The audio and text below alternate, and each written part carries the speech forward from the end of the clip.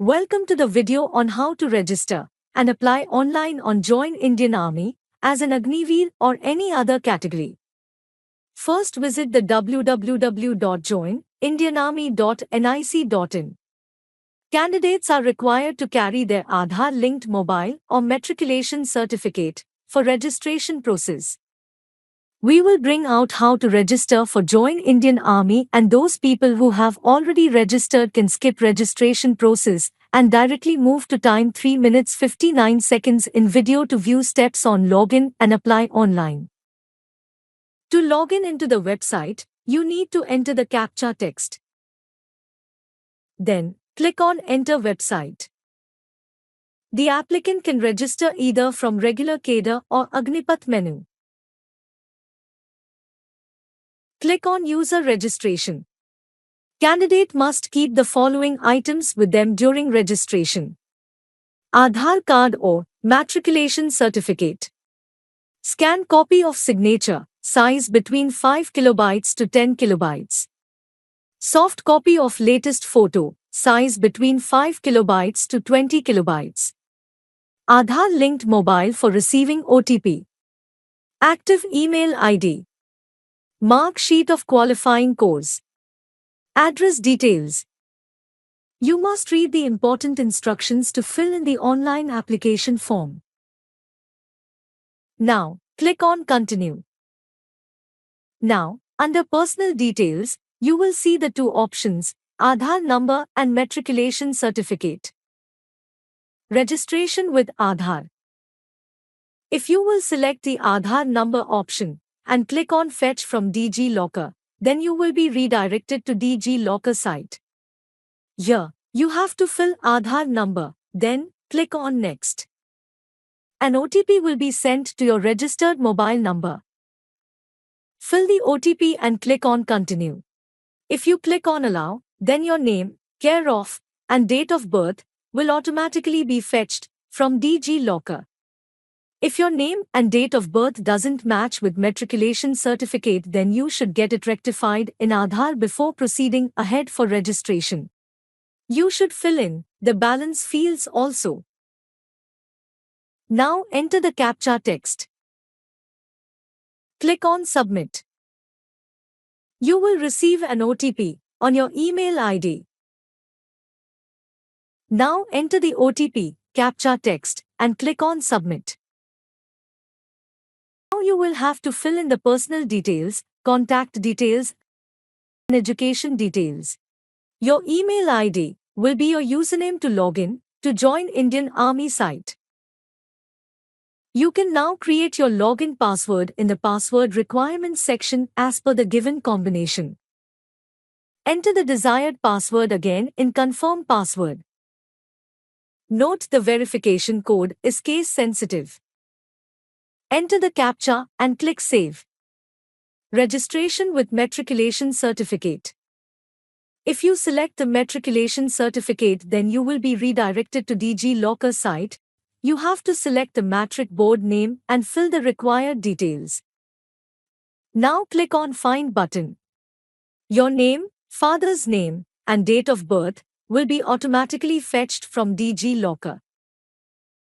You should also fill in the balance fields, and the remaining steps are same as that of Aadhaar option. Your registration process is completed here.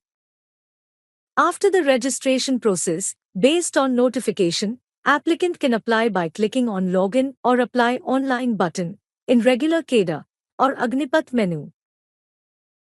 Click on Login or Apply Online. The login page will be displayed. In the already registered category, enter your username and password. Enter the CAPTCHA text. Note the verification code is case sensitive.